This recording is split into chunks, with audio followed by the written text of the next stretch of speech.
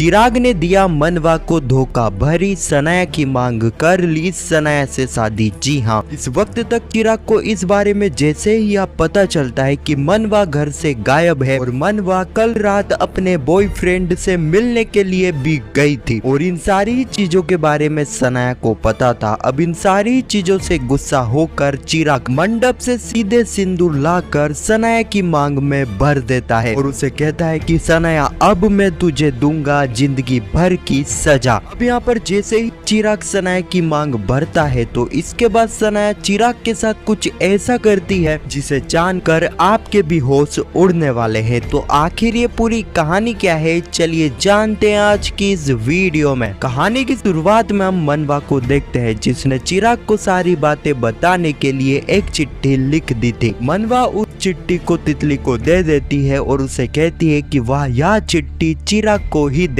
तितली यही करने के लिए जा रही थी लेकिन तभी तितली के दोस्त उसे खेलने के लिए टेरेस पर ले जाते हैं। उसी दौरान खेलते वक्त तितली के पास से वह चिट्ठी नीचे गिर जाती है और तितली और सारे बच्चे नीचे चले जाते हैं। अभी कादम्बरी जो कि टेरेस पर छुप गई थी बच्चों को देखकर, कादम्बरी जैसे ही बाहर आती है तो उसके हाथ में लग जाती है वह चिट्ठी। उस चिट्ठी को पढ़कर तो कादम्बरी समझ गई थी कि यह चिट्ठी किसके लिए है और किसने लिखी है। कादम्बरी ने ठान लिया था कि वह किसी भी हालत में इस चिट्ठी को चिराग तक नहीं पहुंचने देगी। कादम्बरी उस चिट्ठी को वहीं पर फाड़ देती है। अगले ही पल हम मनवा को देखते हैं जो कि चिराग के कॉल का इंतजार कर रही थी क्योंकि काफी टाइम बीत चुका था। अभी तक तो चिराग के पास वह चिट्ठी पहुंच चुकी थी लेकिन चिराग ने उसे पढ़कर उसे कॉल क्यों नहीं करा, इसी बारे में मनवा सोच रही थी। दूसरे ही तरफ मंडप की पूरी तैयारी हो जाती है और चिराग भी तैयार होकर आ जाता है। अगले ही पल हम देखते हैं कि मनवा जो कि फिर से तितली से पूछती है कि वह चिट्ठी उसने चिराग को दी या फिर नहीं। यहाँ पर तितली झूठ कहती है, वह कहती है हाँ मैंने चिराग चाचू को चिट्ठी दे दी है। यह सुनने के बाद मनवा के दिमाग में एक ही बात चल रही थी कि चिराग ने उसे कॉल क्यों नहीं करा। यहाँ पर हम देखते हैं मनवा जो कि कमरे की खिड़की से नीचे उतर जाती है और ये सारी ही चीजें देख लेती है कादम्बरी। कादम्बरी को यह बात काफी अच्छे से पता थी कि मनवा मंडप से भाग जाती है तो कितना बड़ा हंगामा